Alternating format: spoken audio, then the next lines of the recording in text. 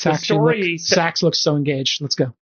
Well, Sachs might like it because it's a bit of an economic story and a bit of a China competitive story, which I think is the main point here. The story is rooted in a paper that was published out of China on their new high temperature gas cooled pebble bed reactor, which is a new type of nuclear reactor technology that shows that this thing cannot melt down, which is an amazing new technology. But I want to just take a step back and talk about general electricity production in the US versus China and where it's headed.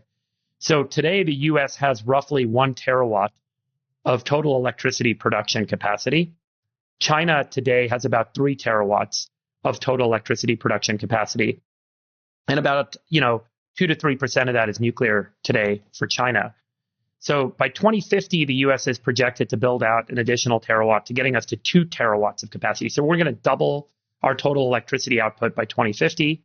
China, meanwhile, has a plan stated to increase electricity production to 8.7 terawatts. So basically tripling between now and 2050. 88% of their power by 2050 will be renewables. And by 2060, they've stated this goal that they want about 18% of their overall power to come from nuclear reactors. They currently have 26 nuclear reactors in the construction phase. They've got planning going on around building 300 of these. And they've already got stated plans around 500 gigawatts of capacity. Just to give you a sense of that, 500 gigawatts, which is what China's got plans for, is half of the total US electricity production today. That's in their nuclear build out. Today, just to give you a sense on the relative cost of electricity, China's about 7 to 9 cents a kilowatt hour. The US is 17 to 25 cents a kilowatt hour. And China is projected to drop their price to less than 6 cents due to the expansion of renewables and nuclear power in the country.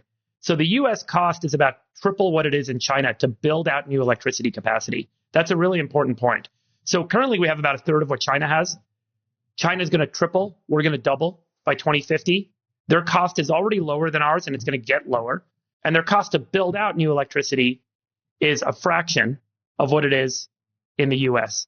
So this is a massive difference. The International Energy Agency estimates that the electricity from nuclear power costs $65 per megawatt hour in China compared to 105 in the US and 140 in the EU. And recent data has US costs looking like they might be anywhere from 5 to up to 10 times what it costs to build out in China. So this is a real important long-term competitive point.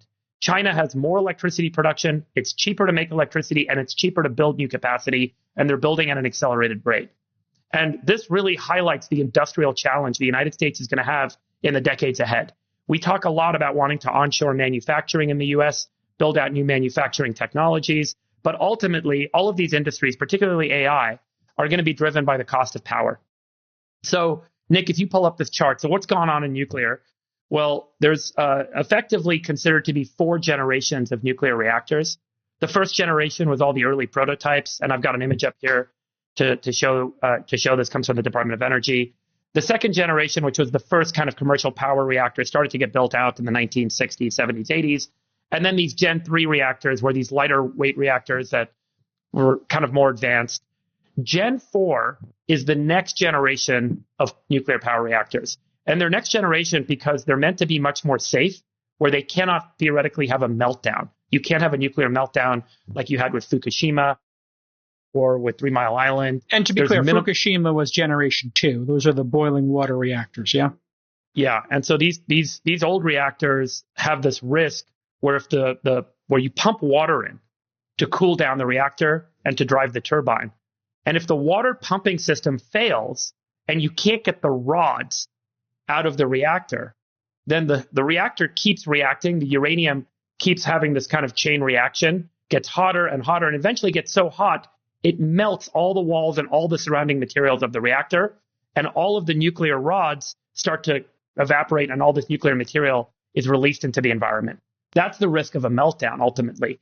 This is not a nuclear bomb, just to be clear. This is just about really high temperatures, melting the facility, and then radioactive material escapes the facility. The Gen 4 reactors are designed where that isn't possible. And so one of the first, if you go to this next slide, you'll see just kind of an image here. This is the new reactor called the pebble bed reactor. China started this facility. I don't want to butcher the name, but I think I will. It's at the Xiaodawan site in Shandong province. It's a 210 megawatt electricity production reactor. They started construction in 2012. They finished and started doing operational tests in December of 22.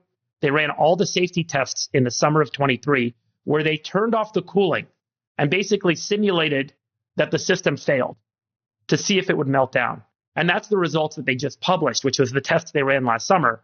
And even when they turned everything off, the system did not fail. It did not have a meltdown. It maintained its ability to control its temperature and not have a meltdown. And the way it works, as you can see here, is that these little pebbles, they're kind of like billiard ball sized pebbles, have uranium in their core. These pebbles kind of drop into this the center reactor chamber. And when the uranium is close to other uranium, a chain reaction starts to generate heat. That heat is actually, in this reactor concept, captured by helium gas that's circulated inside around the reactor. That hot helium gas heats up water, turns a turbine, generates electricity. And then these billiard balls fall out the bottom. So what they did is they simulated that the system stopped circulating, that the power went out, and measured what happened ultimately. It was able to recover. It didn't melt down. And this is quite different, Nick, if you show an old model of an old nuclear rod system. So here's nuclear rods. They're made of uranium.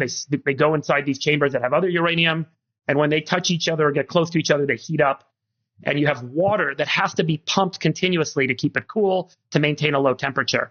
What happened in Fukushima and other facilities where we've had meltdowns is that the water stopped pumping, everything kind of evaporated away, and the rods didn't get pulled. If the rods can't get pulled out and the water can't keep pumping, you have a meltdown. When things get so hot, it melts everything around it and collapses. So this Chinese site just demonstrated this pebble bed reactor, which is a Gen 4 reactor, and it has extraordinary safety profile. There's, basically no condition where the system would have a meltdown. So these Gen 4 reactors are smaller, they're more modular, they're much, much safer, they're more efficient, they have much less waste. You still have to store those used billiards somewhere, so you still have to kind of take them and put them somewhere and keep them underground for 10,000 years. But compared with previous reactors, this plant is designed to be much more efficient, much safer, and they completed the safety test. They published the results on the safety test, and I think it really shows the performance is there. And this was always meant to be future technology, these Gen 4 reactors. China opened up commercial operations of this reactor in December of 2023, so it's running. It's producing power. It's on the grid. And, this design, funny enough, was first proposed in the 1940s, and it took us nearly 100 years to get it to market, which makes me also point out why I'm so optimistic 100 years from now on fusion technology, which seemed crazy today. And this sort of technology seemed crazy at the time, but, 80 years later, we've gotten there. So, this was an exciting outcome, but I really do want to highlight the competitiveness with China, lower cost to produce, lower cost to run, and the much downstream, safer, and they're expanding like crazy. And the downstream is they can power more H100s. The U.S. This is why I asked Donald Trump when he came on the show, and I want to make my passionate plea. This is why investing in and deregulating nuclear reactor technology in the United States to enable a competitive playing field with the United States and China in the decades ahead is so critical. Because if we don't, China will beat the United States industrially, and we will eventually find ourselves in a greater point of conflict with respect to this rising power that is going to be driven by low-cost, highly abundant power.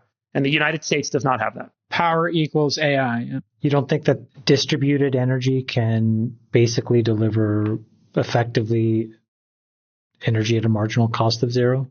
Yeah, so the solar build-out, Chamath, is in the U.S. forecast, where we could get, in an optimistic scenario, a doubling of power output from 1 terawatt to 2. That's in the system today, in the forecast. But how do we get to 9? That's where China's going to be at by 2050. And we have to have this ability to more rapidly kind of accelerate, high power output systems like nuclear, because while solar is great, it's a low power output. You need, a much more volume. So this is a highly concentrated system, and the cost per megawatt hour, can be significantly competitive if you use these small modular reactors and accelerate rollout like China's doing. What about carbon-based solutions as a fallback? Difficult to scale. I mean, we're not going to open up 500 more coal power plants in the next couple of years. What about oil and nat gas?